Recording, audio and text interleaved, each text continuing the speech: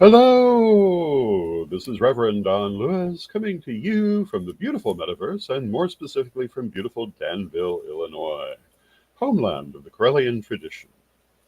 And this is Midday with Reverend Don. Welcome.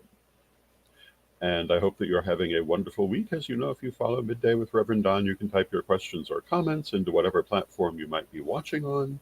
And for most of those platforms, your comments will show up here in my chat room and we can talk directly.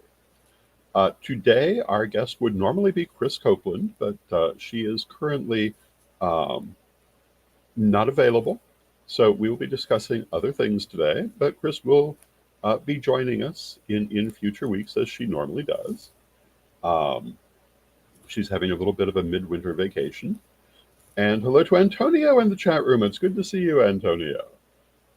Um, the big story today is that our fellow pagan broadcaster Witchcraft TV has um, had an attack on their archives, which we regard as a very important and timely issue. And tomorrow, our program is going to deal with this subject, and our guest will be Harold Sanford Carter from Witchcraft TV, and we'll be talking about what happened, what it means, and what people, particularly other pagan broadcasters, need to do to make certain that our records are safe for the future, and also what this kind of attack means to our community as a whole. You know, this is part of what I've been saying for the better part of a year now, that we must expect to be facing various kinds of attacks, not necessarily, quote, official, um, because there's certainly more than one way to attack a minority community. And this is um, a very damaging example of that. So our sympathy goes out to Witchcraft TV and its viewers. Um, some of our own program airs on Witchcraft TV as well. So we're very sorry to see this, and we hope that it gets rectified as soon as possible, to the extent that is possible. But tomorrow we'll be talking about it. Today, um, and Krys Copeland has just said hello in the chat room, and she says, "Hello, I couldn't be here. Sorry, I couldn't be here again. I'm moving houses, and my life is just a bit hectic. Well, it would be when you're moving houses, but I'll be back on track with a new office by the first week of February." And Krys says, "Is this an isolated attack?" And the answer is um, not necessarily. But we'll talk about that tomorrow when we have a little bit more information. I only really found out about this about half an hour ago, a little bit, well, maybe about an hour ago now. And um, has Harold been able to ID the source? I don't think the source has been ID'd yet. And you know, this is the kind of thing. It's the kind of thing that could be very damaging to our community as a whole, because how many pieces of historic video are preserved in only one or two places? Um, our Corellian TV archives are preserved offline. So if someone were to hack our channel and erase it, um, we could theoretically put it right back up. And certainly our large amount of historic video would be safe. Because, you know, we have a great deal of video at Corellian TV, formerly Magic TV, that is irreplaceable if it were lost. We have coverage of a number of historic events, some local, some national. Hello to Steve Taylor in the chat room. And for example, when President Obama was elected, the Washington pagan community did a blessing and cleansing ritual just before the inauguration. And we were there to uh, record and commemorate that together with interviews of the organizers, and that is uh, in our archives at Karelian TV. I don't know if there's any other footage of it. I don't know if there's anyone else who covered it, at least not in video, but you can see it there. The Chicago Pagan Unity Night from, I want to say, about 10 years ago, which brought together all of the different, or most of the different groups in Chicago, including many who no longer exist or whose leadership has changed. And it includes video of historic figures like Dina Buddha from the Fellowship of Isis, um, and many other pieces of historical footage of things that really weren't being covered by anyone else. We have interviews with people who are now among the ancestors, like Raymond Buckland and Olivia Robertson and Ted Andrews and Raven Grimassi and Donald Michael Craig and um, many other people that really are precious bits of history because they won't be doing any more interviews. And in the case of Buckland, some of the things that he said on video, I don't know that he said anywhere else. Um, and not all of our footage of Buckland has ever been made public either. We have also a large number of audio materials. And, this last month or so, we've been actively working to save those from the demise of Blog Talk Radio. And these include interviews with many people who are now among the ancestors, and others who, I hate to say it, but will soon be among the ancestors, as I myself will soon be among the ancestors. Could be 20 years, but 20 years is sooner than later. And these things are memories that will survive living memory if they are maintained, and it's our duty to maintain them. Krys says, are the Buckland files online now? Not all of them now. We have some that have never been transcribed yet.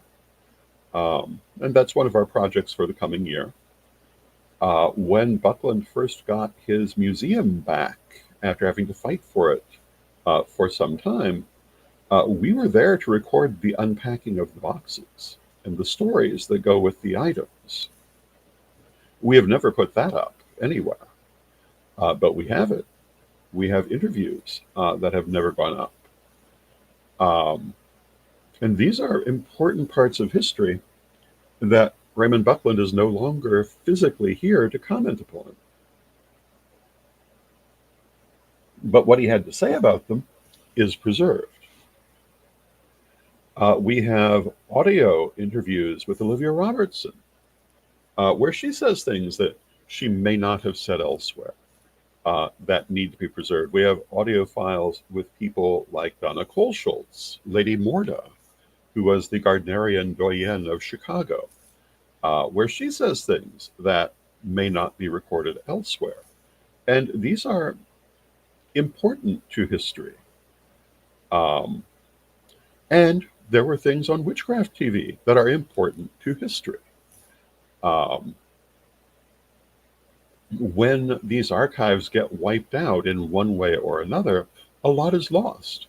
Speaking of Buckland's museum, for a number of years, it belonged to a person who had basically put it, I want to say, under a house trailer where it was basically being lived in by cats. The whole thing could have been lost. And luckily, Buckland himself was able to step in and save it. I remember something similar having happened with Zsuzsanna Budapest and some of her memorabilia, which was luckily saved. But these are things that, if we want To preserve the knowledge of these things, we must actively work to preserve it. And Krys says, this makes me realize I need to learn more about recent pagan history. I can tell you so many Greek myths, but very little about the heroes of my own lifetime. That has been a gigantic problem in the pagan community for several hundred years now. There are a lot of people who foolishly think the pagan movement uh, starts in like the 1960s, or I've even heard people say that it starts in the 1990s, because they don't know about people like Yola Morganwg from the 18th century, or other pagan revivals from the last several centuries, all of which really kind of worked together to get us where we are. We make what I consider unnecessary divisions um, between these movements when various changes occur, when in reality it's all been one movement. And we destroy our own history by constantly um, dividing it that way. We do not understand where many parts of our practice come from because we're busy saying, oh no, we're different from those people when we're really not. And one of the reasons we're able to do that is because we don't preserve our history that would tell us otherwise. I've heard people talk about how they think the modern form commonly used in Wiccan ritual comes from, um, I believe it was called the Woodcrafters, the scouting movement in England, because they don't know that it was widely used by the Spiritualist Church in the 1800s, and that it draws upon aspects of ceremonial magic from centuries before that. It's not nearly that recent a format. It's quite a traditional format. Um, People who think that um, the quarters are um, a modern idea when we can find them um, in many aspects throughout traditional alchemy, for example, including the symbols that we use for them in many cases. Um, Krys Copeland says the UU revival of the 1800s aligns with Corellian and general pagan beliefs too, yes. And early Corellians were very heavily involved in the Universalist Church. Um, Caroline Heikerel and Lydia Beckett both had roles in the Universalist Church. Caroline Heikerel had a role in the Spiritualist Church, which had a lot of people involved in it who are also late 19th century progenitors of our current pagan community, such as Charles Leland, who is also connected to both of those two ladies. Um, the idea that all of this started later has been promoted for a lot of reasons, including political shenanigans, but mostly loss of memory. And so often, people either did not record what was happening or they did not preserve what was happening. And for the sake of our descendants, we need to preserve what is happening if we want there to be any clarity about it. Now, maybe some people don't want there to be clarity about it. I am not in sympathy with those people, and they can go and do what they want to do. But for myself, I'm quite dedicated to preserving these archives. And, I at one time had a huge archive of pagan magazines and journals, of which I've still got part. Some of it has been lost in various moves over the years, but not all of it. But I have a hope of rebuilding that in the future. This is part of the whole Ancestor House project that we've talked about and we'll be talking more about in the future. Preserving these archives, the digital archives, the video archives, the audio archives, and the physical archives. And this is an important part of preserving the history of our movement. And if we want that younger generation that is coming up, whether we're directly influencing them or not, to know about these things, we have to make sure they're accessible. And there are a lot of people who,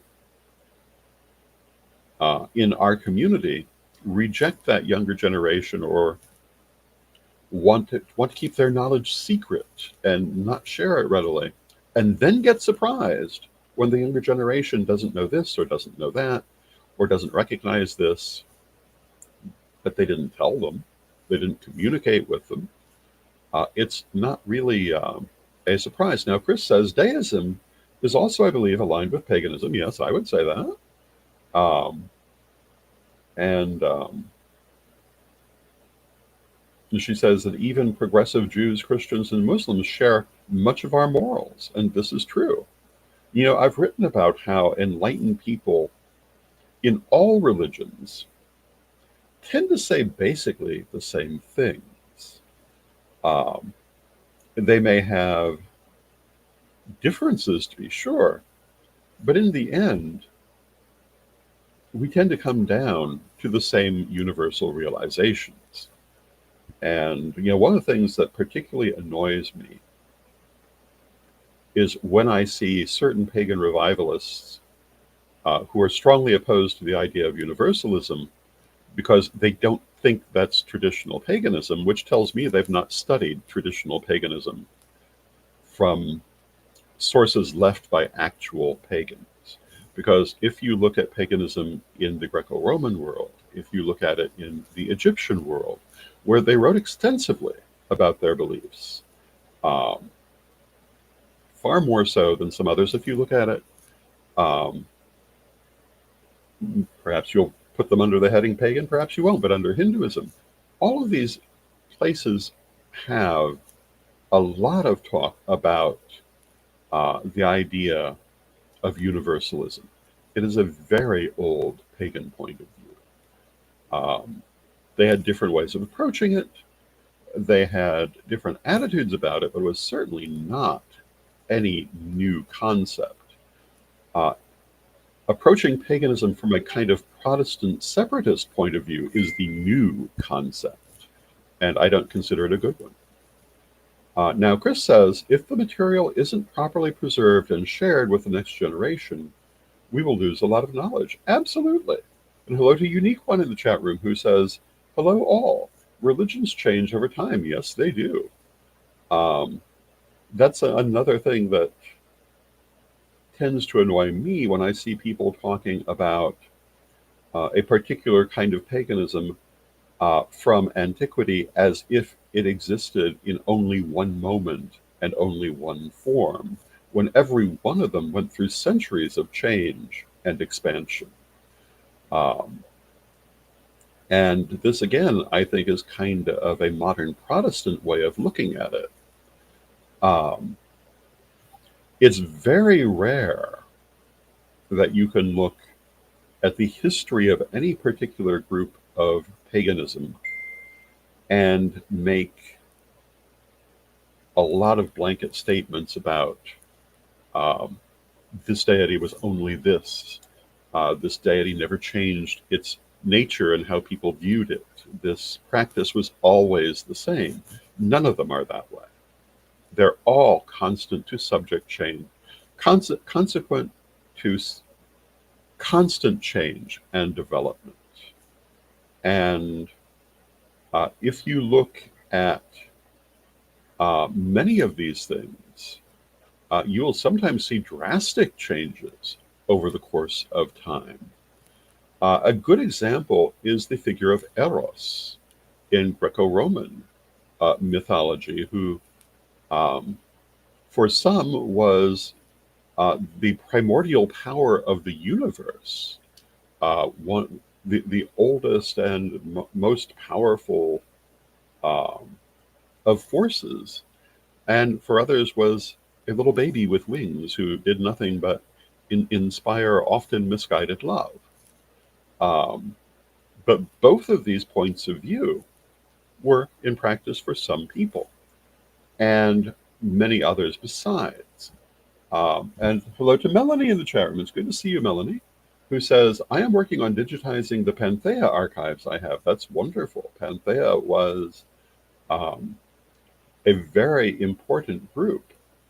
For those who are not familiar with Panthea, Panthea, among other things, was, to the best of my knowledge, the only specifically pagan Unitarian Universalist congregation um, that um, existed in Chicago. There are lots um, of cups groups, but they're not the same thing. It was a very special status and has a very special history. It should be preserved because I will tell you, I doubt that hardly anyone has much knowledge about it at this time, except those of us who are old enough to remember it. And I suspect if you were to go around the current pagan community in Chicago, you'd find a lot of people probably haven't heard of it. So if that can be digitized and um, people can be exposed to it, that's a huge service to the younger generation. Um, there are so many things that um, really have not been well preserved. Now, of course, the other thing that you have to remember about history is that the version you get depends on who compiled it. And um, history is rarely neutral. So you may find that certain events will have multiple people giving different versions of them. And finding the truth can be a thing. And hello to Michael Nelson in the chat room, who asked my opinion on Vril. I can't really say that I have one at this moment. Let me take a moment.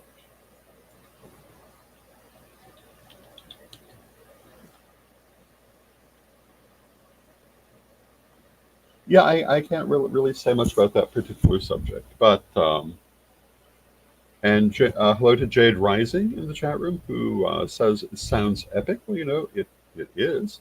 Antonio says, I would be deeply interested in learning more about Panthea. Yes, you would. Uh, Panthea is a historic group, and its history contains many important lessons about changes in leadership and how you go about preserving your group through changes in leadership. Panthea experienced the loss of its founder, Dr. Krista Landon. It experienced the loss of one of its high priestesses, um, the lady Sandra, who was a good friend of mine. And, these losses greatly affected its history. And they really speak to why you must prepare in advance for change. I'm very proud of the Correllian tradition that when the time came for me to enter a state of retirement, we were able to survive what followed, which was basically an internal witch war. And the system righted itself and survived in its original form when there were people who wanted to subvert it into something else, which tells me that I did my work well. And it is important, I think, for every group, every person who is in a position of leadership, to make sure that it has not just a person ready to succeed, but a system ready to succeed, so that if that person turns out to be corrupt, the system can still save itself, which is what happened in the Correllian tradition. Because, you never know what's going to happen to a person until the power is actually in their hands. And hello to Magical Mermaid in the chat room. And Magical Mermaid says, my belief system is based on creation, nature, and humanity. This is wonderful. Um, so again, my guest tomorrow will be Harold Sanford Carter, and we'll be talking about what has happened at Witchcraft TV and why this is important to every one of us. And is it a sign of things to come? Is it an individual incident? What can we do to protect the assets of our community? Um, is this an attack from outside or from inside the community? All very important questions that we will be talking about tomorrow. I hope you will join us for that. I think it will be in its way a very important program. And I think that today has been an important program talking about these subjects. And I hope that you will think about these subjects, particularly if you have been involved in pagan publishing, pagan broadcasting, pagan podcasting. Make sure your archives are preserved and think about ways they can be accessible to people, even if your main platform is no longer there. Because all of these platforms will change, they'll all be gone in time. But our archives can be adapted to new platforms. During the pagan leadership conferences in the late 1990s, actually the pagan expos, well, both pagan leadership conferences and the pagan expos in the late 1990s, early 2000s, we did a lot of video related to those events that in some cases was shown at those events, but there was no pagan broadcasting at that time for video. There was no YouTube, but that video still exists. It hasn't necessarily made its way online yet, but it still exists. And that includes people mostly from the Chicago community who, in many cases, are now among the ancestors, like Donna Kohlschultz and Rael Bassan, to name two. And maintaining these things is important to the history of our community. Maintaining the memory of people like Victoria Carlson and Krys Crosby from the Chicago community. They were two of the primary matriarchs of that community, along with Donna Kohlschultz, and did a great deal to hold that community together and advance it for many, many years. It would be a terrible shame if they were to be forgotten. And a lot of our history, my history and the pagans' history, Mary Hawk's history, the history of Magic TV / Corellian TV, has been about documenting and preserving our history. And we certainly intend to continue to do that. And with that, I want to take a moment for a word from our sponsors. Why? Because we love our sponsors.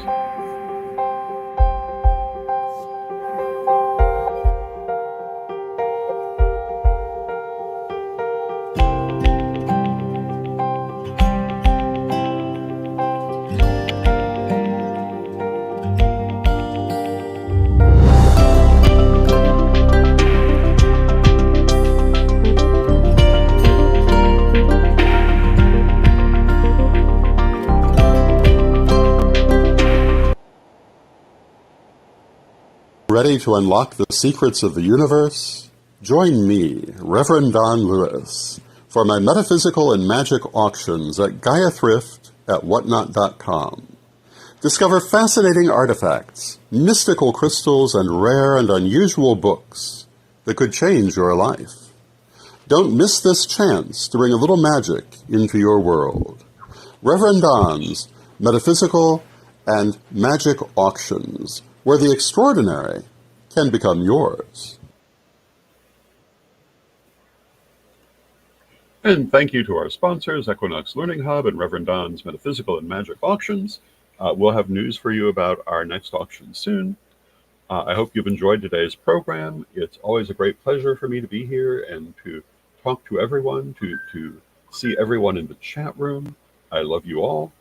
And with that, let us close with our prayer, as we always do. And Divine Mother Goddess, Divine Father God, beloved ancestors, we ask you to help us to be mindful of our history and our posterity, Help us to be a conduit between the past and the future, to maintain our community and our people. Beloved Mother Goddess, beloved Father God, beloved ancestors, we thank you with great love and knowing you are always with us.